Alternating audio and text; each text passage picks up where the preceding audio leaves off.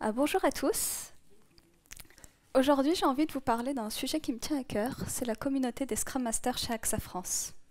Cette communauté, c'est un groupe de personnes dans l'entreprise qui sont passionnés d'agilité, qui veulent partager entre eux, qui veulent faire de la veille, qui veulent euh, monter en compétences et par la même occasion aider l'entreprise au niveau de l'agilité. C'est un groupe de personnes, évidemment, comme toute communauté, qui parfois a eu des hauts, des bas, des succès, des échecs, un long chemin, et un chemin qui, j'espère, est encore long pour l'avenir. Et c'est un petit peu ce que je vais vous raconter aujourd'hui. Alors, déjà, je vais me présenter. Moi, je suis Anna Benjedidia. Dans mon temps libre, moi, j'aime bien l'histoire, mais surtout découvrir l'histoire via des sites culturels, des musées. Et j'aime pas mal le théâtre. Et dans ma vie professionnelle, je suis dev et Scrum Master chez AXA France, Scrum Master depuis 3 ans maintenant. J'apprécie beaucoup ce rôle, surtout la partie animateur d'équipe, leader servant. Et j'aime bien aider l'équipe à réaliser ses objectifs, à aider quand il y a un problème. Et plus que juste ma squad, j'ai beaucoup aimé aussi aider les autres. Du coup, j'ai rejoint la communauté des Scrum Masters d'AXA France. Je m'y suis plu, je m'y suis investie et j'ai fini par rejoindre le pôle des COP leaders de la communauté des Scrum Masters. À côté, je fais aussi partie d'une autre communauté au sein de l'entreprise qui est Women Code It, qui promeut la mixité des genres dans le domaine de la tech, en essayant de travailler dès l'enfance avec les enfants des salariés. On leur fait coder des petits parcours pour des robots avec leurs parents, mais ça permet aussi aux parents de découvrir pour certains le code. Et en allant jusqu'à la fac, on fait du mentoring, voire même au sein même de l'entreprise, on s'entraide entre nous. Mais aujourd'hui, ce dont je veux vous parler, c'est la communauté des Scrum Masters. Et pour vous en parler, j'aimerais le faire à travers les yeux de quelqu'un. Cette personne, je vais vous la présenter. C'est Flora. Bonjour Flora. Alors Flora, c'est une développeuse back-end. En 2018, elle avait 4 ans d'expérience et en 2018, elle a rejoint AXA après avoir, pendant ces 4 ans, travaillé dans des équipes plus ou moins agiles. Ok, nous on va faire un bond dans le temps. On va arriver en 2018, en même temps que Flora, dans AXA. Et on va voir un petit peu son parcours. En arrivant, forcément, elle découvre un petit peu l'entreprise. Donc son manager lui fait quelques points et lui dit écoute, moi je vais te dire comment on fonctionne dans AXA. Comment on fonctionne? Alors, on est une organisation alignée sur nos lignes business. On s'est inspiré du modèle Spotify. On a divisé le tout en tribus, toute la DSI en tribus. Chaque tribu est sous-divisée en domaines. Un domaine est divisé en une ou plusieurs squads qui peut travailler sur un ou plusieurs produits. Voilà. Et du coup, évidemment, dans chaque squad, on a un proxy PO, un PO, pardon, un BA, business analyst, product owner pour le PO, des développeurs, des testeurs. Il faut bien tester nos devs, des ops. Voilà. Ça, c'est au sein d'une tribu. Mais AXA, c'est une grande entreprise. Il n'y a pas qu'une tribu. Si on veut voir un petit peu l'échelle d'AXA, ça ressemblerait plutôt à ça. Alors moi, je vous dis, quand Flora a vu cette organisation, elle a pris peur.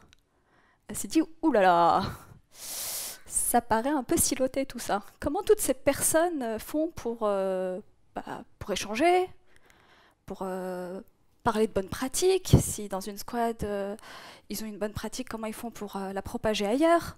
Bon, son manager lui dit respire Flora, tout va bien, on a quelque chose pour ça, ça s'appelle les communautés de pratique. Et il lui conseille d'aller voir son collègue François, bonjour François, qui s'occupe des communautés de pratique, pour qu'il lui explique. Alors, François, je vais prendre ta voix aujourd'hui. Enfin, je vais garder la mienne, mais je vais prendre ton discours. Et je vais vous parler un petit peu des communautés de pratique, vous expliquer un peu ce que c'est. Alors, les communautés de pratique, c'est un lieu pour échanger, pour partager. C'est un lieu où on peut apprendre, mais aussi enseigner aux autres. Un lieu d'entraide et de définition de pratique. Ok. Mais concrètement, c'est quoi?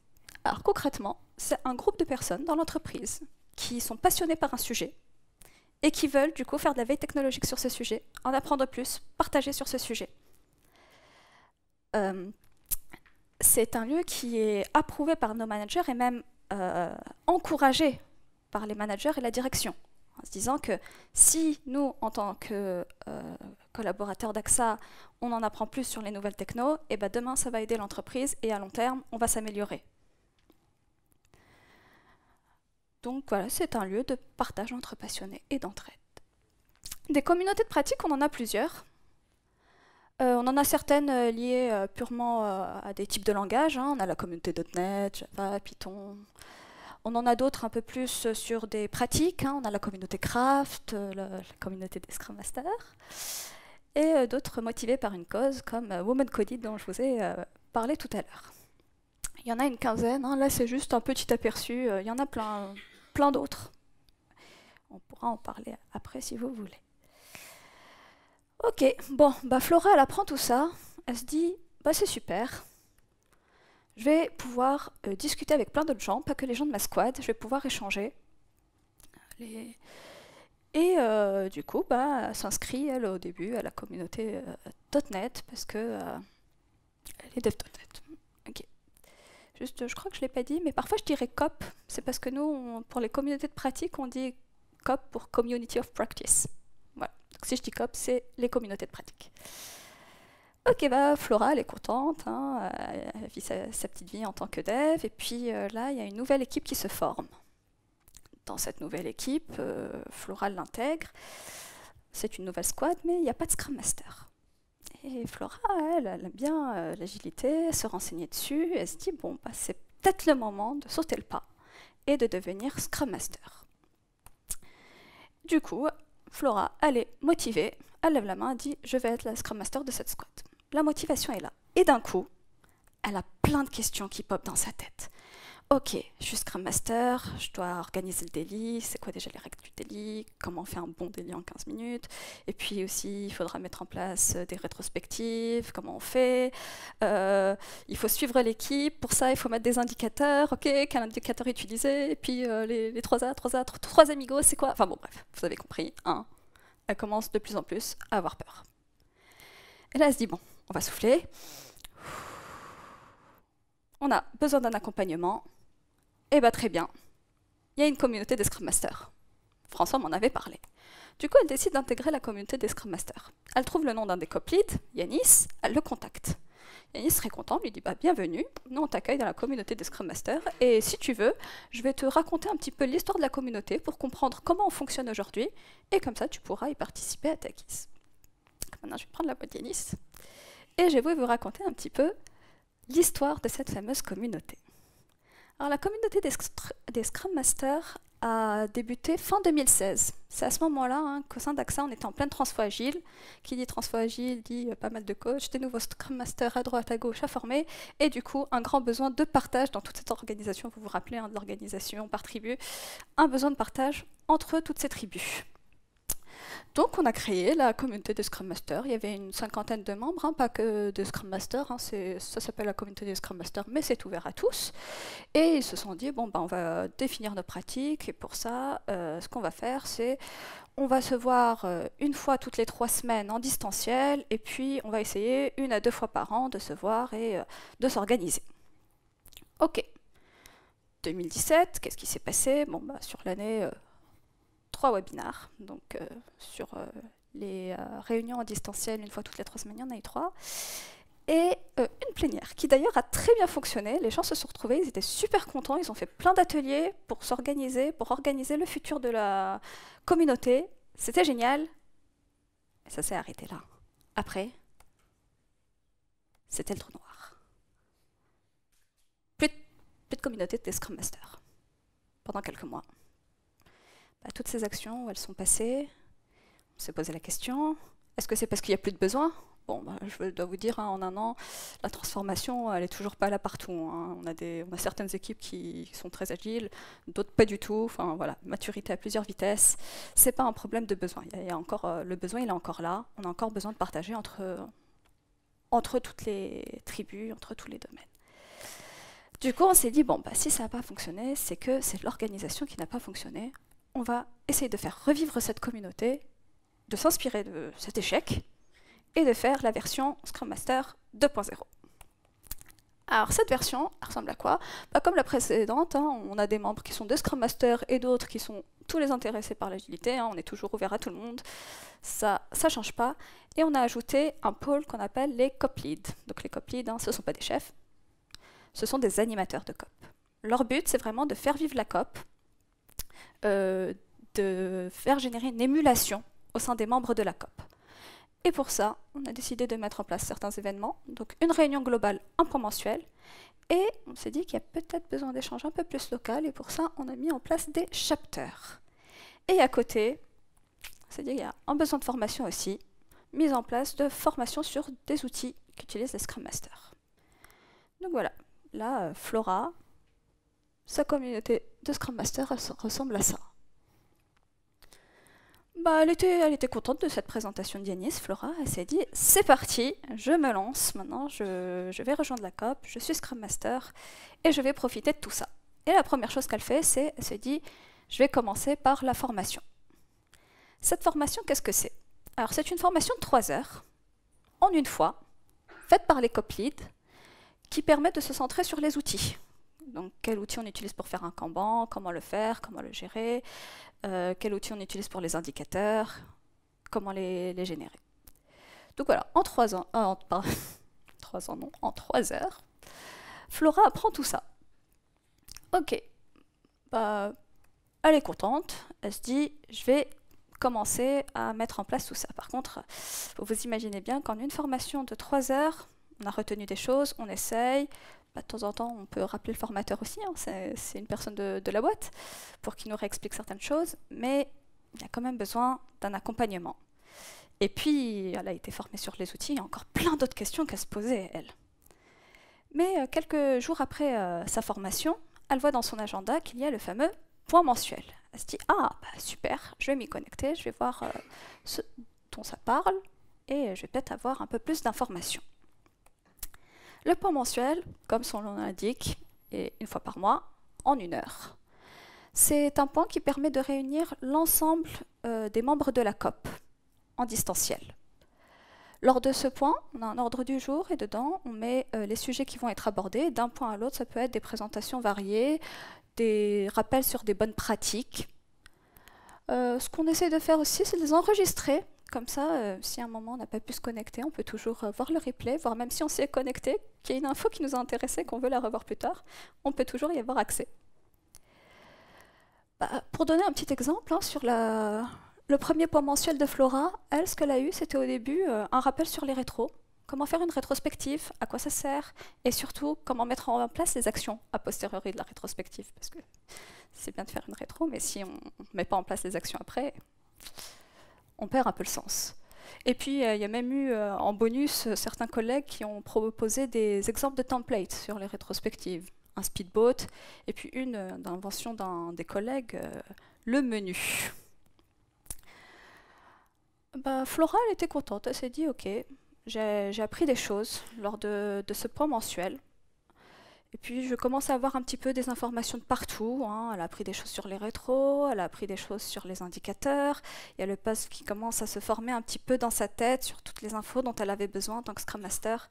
Par contre, il y a encore quelques petits trucs qu'elle n'arrive toujours pas à cerner. Vous vous rappelez ce fameux trois amigos? C'est quoi? Elle a encore un peu du mal avec cette notion. Et malheureusement, à la fin du point mensuel, elle n'a pas osé lever la main. Il y avait une 50aine de participants. C'est dire devant tout le monde, ouais, je ne sais pas ce que c'est. Elle n'a pas trop osé. Mais elle s'est rappelée d'une chose. Quand Yanis lui a fait la présentation, il lui a dit, il y a des points globaux pour pouvoir échanger entre tout le monde, mais il y a aussi des points plus locaux, les chapters. Donc elle s'est rapprochée de Chloé, qui est une Scrum Master d'une squad qui est dans la même tribu qu'elle, et elle lui a demandé un peu de lui expliquer ce que c'était les chapters. Donc Chloé l'invite au prochain chapter et lui explique en même temps ce que c'est. Les chapters de Scrum Master, donc c'est une réunion, on l'a dit, locale, par petits groupes, hein, on est max une dizaine. On a choisi de les faire par tribu, du coup, et c'est un point qui permet entre les Scrum Masters d'une même tribu d'échanger, de se poser les questions, d'avoir des conseils. Ça nous permet aussi de faire du mentorat pour les nouveaux Scrum Masters, mais les plus aguerris peuvent aussi bénéficier de conseils. On a toujours besoin d'échanger pour s'améliorer. La fréquence, c'est à la main du chapter, donc d'une tribu à l'autre, ça change. Certains préfèrent faire une demi-heure toutes les 2 semaines, d'autres préfèrent faire une heure complète, mais une semaine sur 3. Voilà, c'est au bon vouloir du chapter en question. Quand on a mis en place les chapters, nous, on a eu un petit peu peur de la redondance, que les gens commencent à ne plus venir ou ce genre de choses, donc on a préconisé quelques points. On a dit, voilà, s'il y a plusieurs sujets qui ressortent à un moment, essayez de mettre un ordre du jour. Ça peut inciter les personnes à venir. Ou sinon, s'il n'y a pas de sujet, ne pas hésiter à faire des tours des tours de table ou des codev. Vous savez, les codev, ce sont les petits événements où on se retrouve un petit peu comme les alcooliques anonymes aux États-Unis. On se retrouve en cercle et puis chacun donne sa problématique et puis on essaye de la résoudre tous ensemble. Ok, bah par exemple pour Flora, son premier chapter, ils ont fait un tour de table. Elle n'a pas osé parler tout de suite. Heureusement, Chloé a voulu commencer. Chloé a tapé sur la table en disant « Non mais c'est pas possible, moi mon délit il dure tout le temps 30 minutes, ça va pas. J'ai un collègue, bon je vous dirai pas son nom, mais ce collègue-là, il fait que parler, il me raconte en détail comment il a développé. Je fais quoi ?» Bon, bah Chloé a pu avoir quelques conseils des autres Scrum Masters, hein.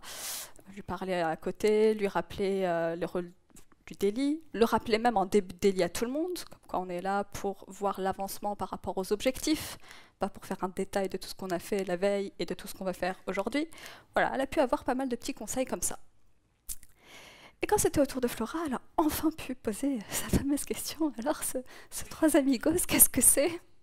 Donc on a pu enfin lui expliquer que c'était un atelier de conception agile. On peut se retrouver avec un PO, donc un product owner, un développeur, un testeur, pour co-construire ensemble ce qu'on va faire dans une feature. Donc voilà, c'est pas le PO qui va venir et dire vous faites ça, c'est tous ensemble, on va se mettre d'accord sur comment on va mettre en place la feature, quels sont les critères d'acceptance qu'on va utiliser pour que le testeur aussi puisse avoir une idée de ce qui va se passer, pour qu'ils puissent aussi participer en rappelant des éléments parfois qui peuvent échapper aux autres parties. Ok. Bon, bah Flora maintenant, elle est contente. Elle participe au point mensuel, elle participe au chapter, elle met en place plein de trucs dans sa nouvelle squad. Le temps passe, elle devient une super Scrum Master, franchement elle adore. Et du coup, elle s'investit de plus en plus aussi dans la COP, parce que c'est quelque chose... elle a été contente d'avoir été aidée quand elle est arrivée, elle voulait aussi s'investir plus, elle finit par devenir COP lead. Puis au bout d'un petit moment, elle discute un petit peu avec les autres membres de la COP, avec les COP leads, et elle se rend compte que tout ça c'est très beau, il y a des points encore qui bloquent. Et comme tout bon Scrum Master qui se respecte, il décide de faire une rétrospective. Alors cette rétro, ils ont décidé de faire la rétro de l'étoile. Vous savez, c'est cette rétro, on a commencé à faire ça, continué de faire ça, arrêté de faire ça, faire plus, faire moins. Ils se sont dit que ça colle bien avec le besoin d'améliorer la COP. Qu'est-ce qui s'est dit à cette rétro? Alors il s'est dit qu'il faut continuer à faire les formations. Par contre, les formations, ça prend trop de temps pour les COP leads. Donc il faudrait trouver un autre moyen de faire ces fameuses formations. Puis il faudrait commencer aussi à faire d'autres formations, parce que c'est super d'être formé sur les outils, on en a besoin. Par contre, un Scrum Master, il a aussi besoin de savoir quel événement mettre en place, de savoir aussi qu'est-ce qu'on attend de lui en tant que Scrum Master. Il y a peut-être d'autres sujets de formation à mettre en place. Et puis les chapters, c'est super, il faudrait continuer à les faire. Par contre, il faudrait avoir plus de participation. Il y a certains chapters où, petit à petit, les gens arrêtent de venir et le chapter, il meurt. Et le souci aussi là, c'est que tout le monde n'est pas forcément au courant. Parfois, on a des nouveaux Scrum Masters, ils ne savent même pas qu'il y a des nouveaux chapters. Et du coup, il y a cette difficulté à les maintenir. Donc ça, c'est un autre point à craquer. Et un dernier point qui est ressorti, c'est que il faudrait qu'il y ait plus de participation des membres. Parce que c'est super, on a mis des COP leads qui permettent d'animer cette communauté. Et d'ailleurs, ça fonctionne bien, hein, la version 2, elle vit. Mais les autres membres, ils ont peut-être moins l'occasion de participer. Notamment les points mensuels, c'est souvent les mêmes personnes qui reviennent et qui font des présentations. Donc essayez un peu d'avoir une démocratisation en interne. Bon bah, on a remonté plein de points, on va mettre des actions, et puis on va les réaliser ces actions. Et bah c'est parti. À l'aide des autres COP leads et à l'aide de toute la COP, Flora décide d'enrichir le collectif. Alors, vous vous souvenez du premier point, les formations, ça prend trop de temps. Ok. Bah, au lieu de faire une formation en 3 heures, qui nécessite qu'un membre de la COP aguerri passe 3 heures à former les autres et que une nouvelle personne passe 3 heures à essayer d'emmagasiner des informations, on a décidé de passer par des vidéos, des petites vidéos sur différentes petites thématiques qui vont être propagées au sein de la COP et qui vont donner exactement le même contenu que les formations sur les outils. Ça permet du coup au moins d'avoir les informations, de pouvoir les revoir aussi, et de dégager un peu de temps aux autres membres qui pourront faire d'autres choses pour la COP maintenant. Quand ils ont mis en place les vidéos, ils ont discuté avec ce fameux collègue François, qui leur a dit que dans AXA, il y a un truc actuellement qui vient d'être mis en place, qui est l'Engineering School. L'Engineering School, c'est une plateforme en interne, une plateforme de formation faite par les collaborateurs pour les collaborateurs. Donc c'est un endroit qui est pas mal maintenu par les COP, où on va mettre pas mal de formations sur divers sujets, donc des sujets de dev, des sujets d'agilité, des sujets de test. Parfois ce sont des vidéos, parfois on peut s'inscrire à une formation en physique. Et ça tombait bien, on a pu mettre nos vidéos sur la fameuse plateforme Engineering School. Comme ça, ça va bénéficier au Scrum Master, mais ça bénéficie aussi à tout l'ensemble du collectif qui, si il est intéressé, il peut voir et peut-être nous rejoindre posteriori. Sur cette plateforme, j'ai un collègue qui m'a dit une fois, ouais, l'Engineering School, elle est là pour faire grandir les collabs, et comme ça, après, les collabs la feront grandir. Ce qui est génial, c'est que dès la première semaine, quand on arrive, on a tout de suite accès à toutes les formations. Ok, bon, maintenant, du coup, on va upgrader un petit peu notre communauté. On n'a plus des formations présentielles sur les outils, on a des formations vidéo. Bon, un problème de résolu, une action de fait. Mais il en reste plein d'autres. Donc, on va chercher d'autres solutions. On a dit, les chapters, ils n'existent pas partout. Du coup, il y a certains Scrum Masters qui n'ont pas cette possibilité de poser des questions, d'échanger. Et puis, on aimerait un petit peu que l'ensemble de la COP puisse... l'ensemble des membres de la COP puissent participer. Pour répondre à ce besoin, on a décidé de mettre en place des guichets. Alors, le guichet, c'est quoi? C'est un petit point de 30 minutes hebdomadaire où les membres de la COP sont tous invités. Ils peuvent s'y connecter s'ils en ont envie.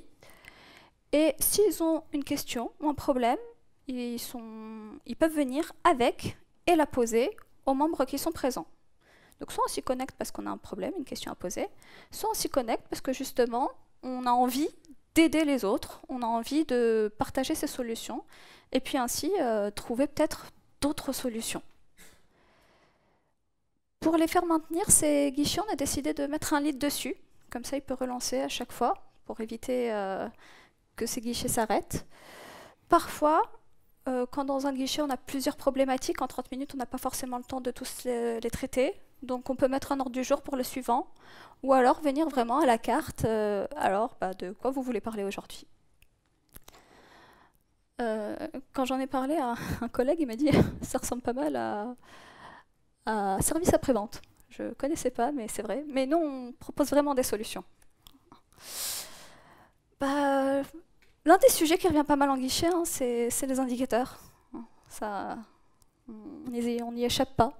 Notamment, et parfois, on peut même avoir plusieurs Scrum Masters qui proposent de montrer leurs indicateurs, leur burn-up, comment eux, ils l'interprètent, parce que c'est beau d'en avoir, mais il faut savoir les interpréter aussi. Donc voilà, on a mis en place les guichets maintenant pour permettre aux membres de participer un peu plus activement à la communauté. Ça permet aussi de démocratiser un petit peu plus, du coup, et on a voulu aller plus loin dans cette démocratisation. On a voulu vraiment ramener tous les membres à communiquer entre eux, à partager. Et on s'est rappelé d'une chose. Je ne sais pas si vous vous souvenez, en 2017, il y a une plénière qui a super bien fonctionné. Bon, après c'était le trou noir, ok, mais la plénière a super bien fonctionné et on s'est dit, bah, pourquoi pas faire ça? Après tout, jusqu'à maintenant, on n'a que des points, on se voit en distanciel. Et puis bah, le contact humain, on aime bien ça. Donc, on a mis en place des journées de Scrum Master. Donc là, les photos que vous voyez, c'est à gauche celle de 2022 et à droite celle de 2023. Ces journées de Scrum Master, qu'est-ce que c'est? Du coup, c'est une journée où tous les membres de la COP sont invités, donc Scrum Master comme toute personne intéressée par l'agilité aussi. C'est une journée qui est là pour qu'on puisse se rencontrer et aussi pour qu'on puisse faire vivre cette communauté. Ce qu'on a décidé de faire, c'est de faire des formats variés.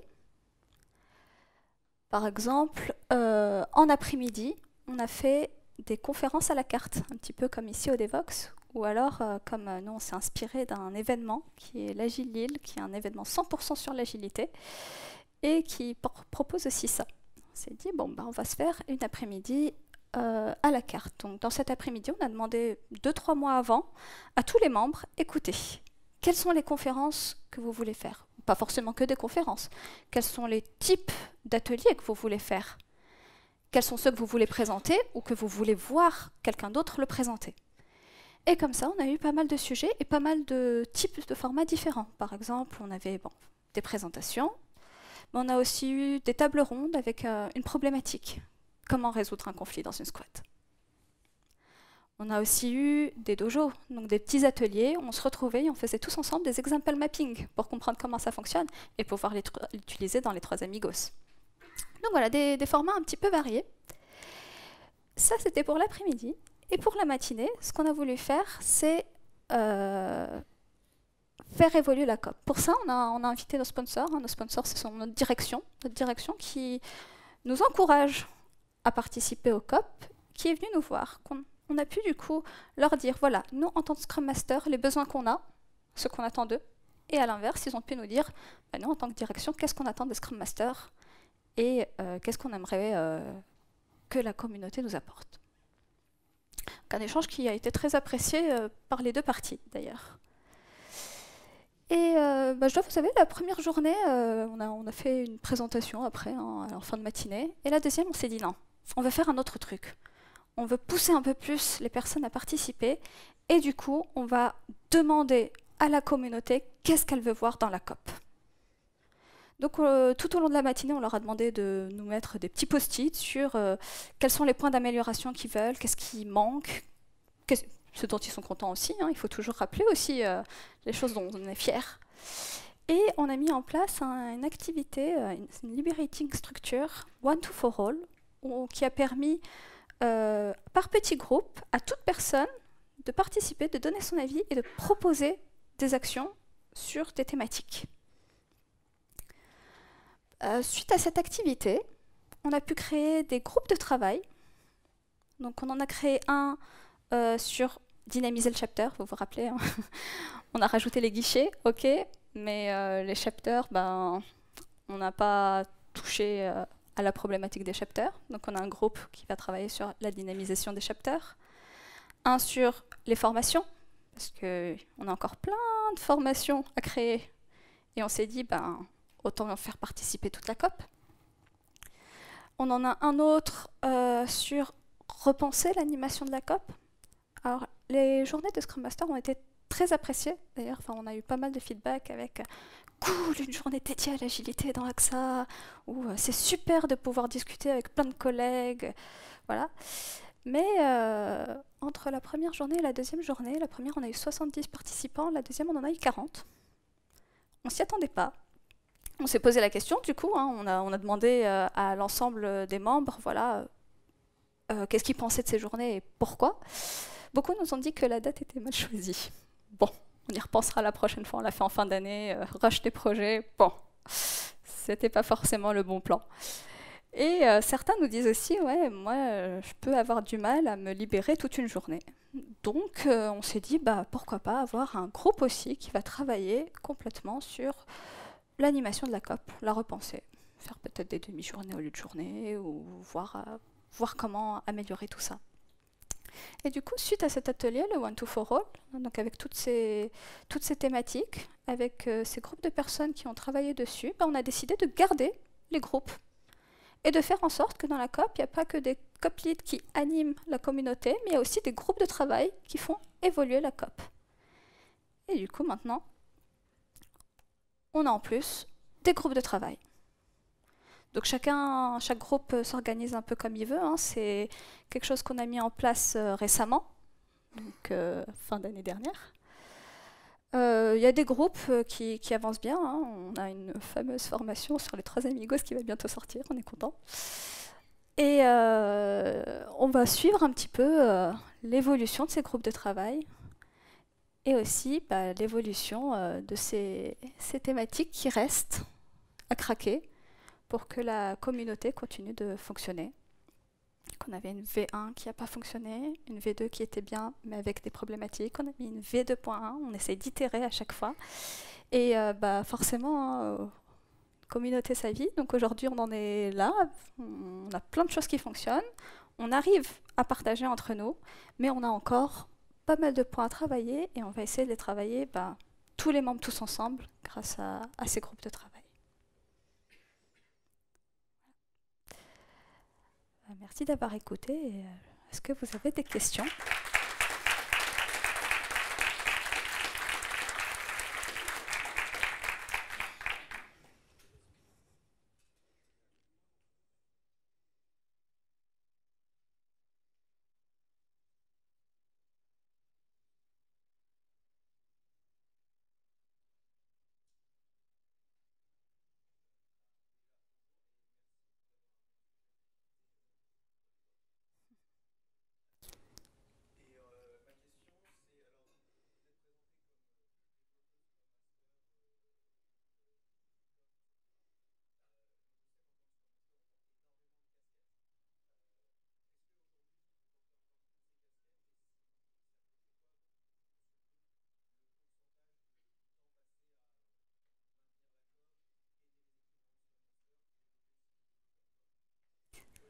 Okay.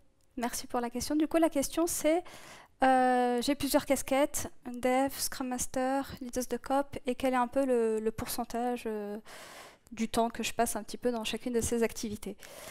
Alors, globalement, au sein de sans compter la COP pour l'instant, au sein de mon équipe, j'essaie de faire à peu près du 60% Scrum Master, 40% Dev. J'y arrive bien parce que l'équipe est assez mature aussi. Donc après, en fonction des équipes, parfois on essaie de laisser un peu plus de temps au Scrum Master quand il y a vraiment toute l'agilité à mettre en place. Ou si c'est des équipes matures, il peut passer peut-être plus de temps à Dev. Et par rapport aux communautés, on a du coup 20% de temps qui est alloué aux communautés.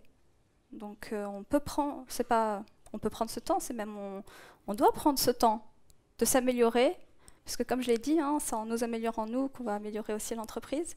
Et du coup, oui, de toute façon, vous avez vu, hein, entre un point mensuel par mois, un chapter une fois toutes les 3 semaines, et puis bon, le guichet, si on peut y aller, ça prend pas énormément de temps. Après, on se laisse une petite heure de temps en temps pour travailler sur les groupes. De temps en temps, on se prend un petit temps pour améliorer des petites choses, mais ouais. On essaie de se prendre ce temps-là.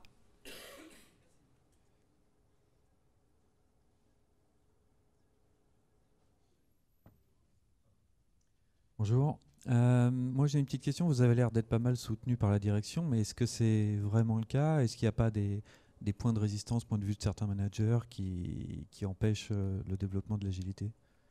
Alors, nous on est soutenu par la direction. Quand je dis la direction, c'est jusqu'à notre N+3, N+4.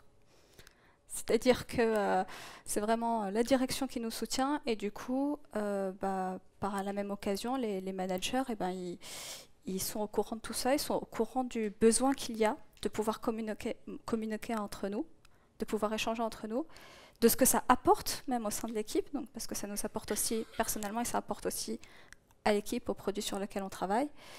Voilà, donc ils sont sensibilisés à tout ça et au contraire, ils nous encouragent à y aller.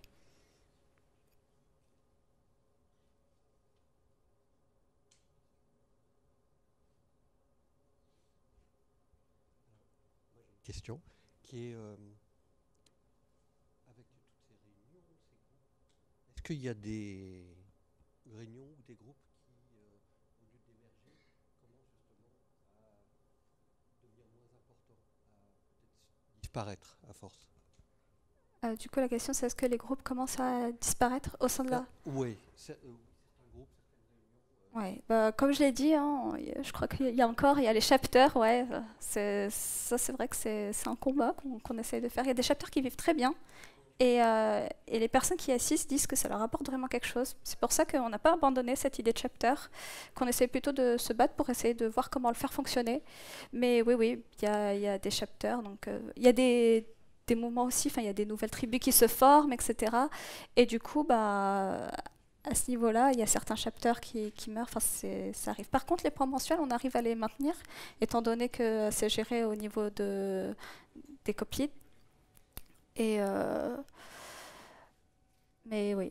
Et pour les groupes de travail, hein, on vient de les lancer, donc je vous dirai ça l'année prochaine.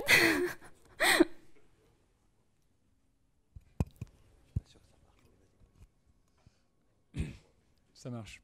Petite question pour donner un peu de contexte du coup. Il y a combien de Scrum Master chez AXA? Et du coup, vous êtes combien de chapters et combien de leads de la COP? Alors, côté Scrum Master, actuellement, on est à peu près 140, je crois. 120, pardon. On est à peu près 120. Et des membres de la COP, on est 240. Côté COP Lead, ils ont commencé à 3 COP Lead tout au début, donc avec des Scrum Masters de test et de dev, parce que on essaye vraiment d'avoir les deux rôles au sein de la COP. Et actuellement, on est passé à 6 COP Lead.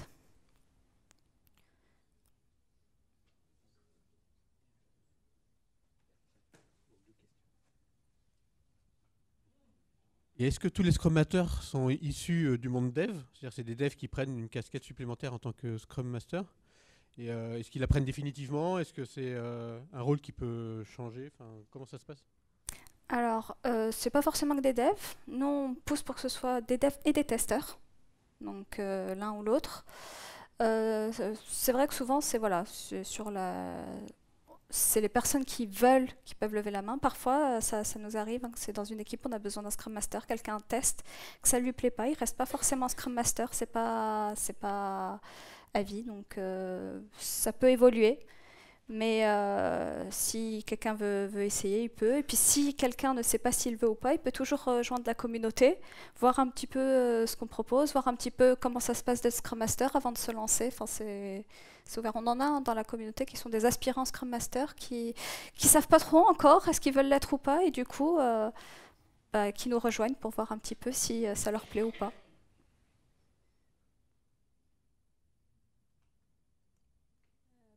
Donc, c'est presque la même question. Donc, lorsque Flora rejoint l'équipe, est-ce que tout le monde peut être un Scrum Master? Est-ce qu'il y a des critères? Est-ce que vous dites oui à tout le monde? Donc, c'est un peu critique. Est-ce qu'il y a des membres plus anciens? Est-ce que vous choisissez les membres plus anciens? Donc, j'aimerais savoir le choix du Scrum Master, ça se base sur quoi? Merci. Alors, ce que nous, on préconise, c'est vraiment le volontariat. Parce que demander à un membre plus ancien d'être Scrum Master alors qu'il n'a aucune envie, que lui, ce qu'il préfère, c'est vraiment développer ou tester, alors qu'il y a un membre un nouvel arrivant sorti d'école, qui lui est motivé, qui veut apprendre, on ne lui donne pas parce qu'il est sorti d'école, bah souvent ça ne marche pas. Souvent, celui qui préfère développer, il va développer, il va pas faire le Scrum Master. Donc non, ce n'est pas un critère, l'ancienneté. Le critère principal, c'est vraiment la motivation. Et moi, par exemple, je suis devenue Scrum Master 1 an après être sortie d'école. Voilà, ma Scrum Master partait en congé maternité. Et dans la squad, on a dit qui veut faire. On a fait un petit rôle tournant. Moi, j'ai tout de suite accroché au rôle. Franchement, ça, je me suis dit, c'est bon, ça, c'est ce que je veux faire de ma vie. Et on m'a pas dit, ouais, t'as pas d'expérience, tu peux pas. On m'a dit, ok, vas-y, lance-toi. Pardon, j'ai pas entendu.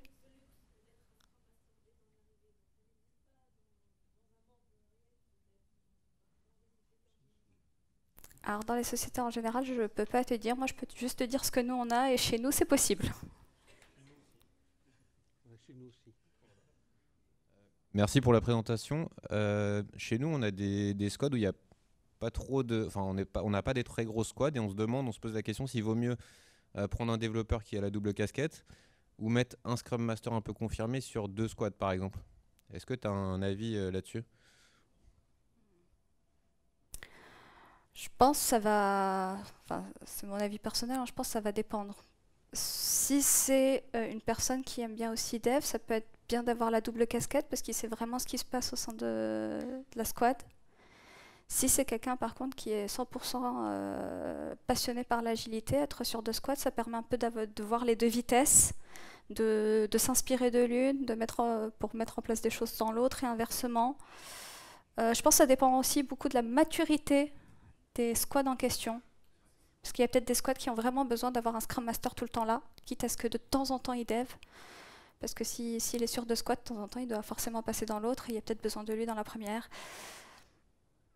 Je suis pas sûre qu'il y ait une réponse exacte. C'est vraiment voir ce dont a besoin la squad.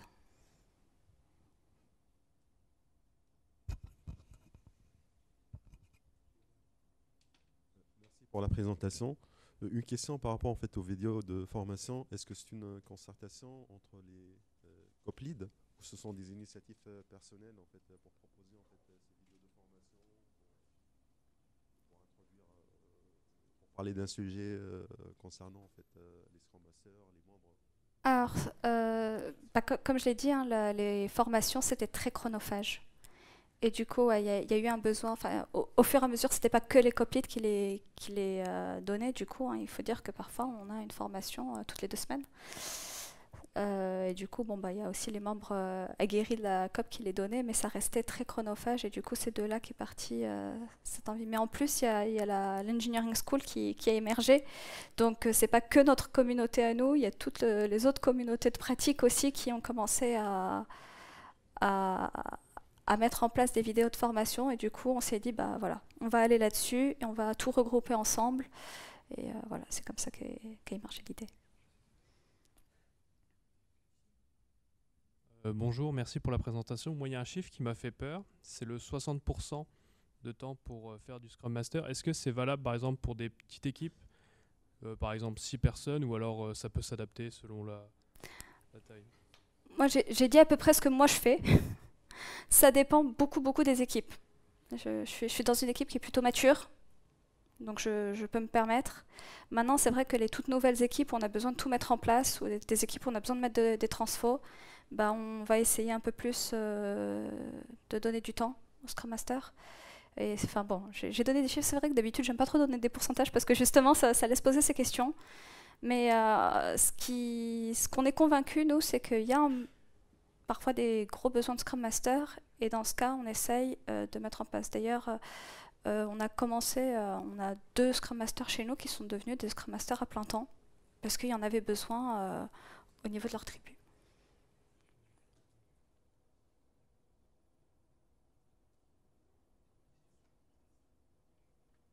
Alors s'il n'y a plus de questions, moi j'ai une dernière question pour vous, un petit jeu. Alors, c'est quel est le nom de la communauté qui œuvre pour la féminisation de la tech chez AXA France? Et si vous avez la réponse, n'hésitez pas à nous retrouver sur notre stand. Il y a un très beau lot à gagner, vraiment. Donc, à la fin de la conf, n'hésitez pas à courir, répondre à cette question. Ce sera par tirage au sort parmi les bonnes réponses. Merci à tous.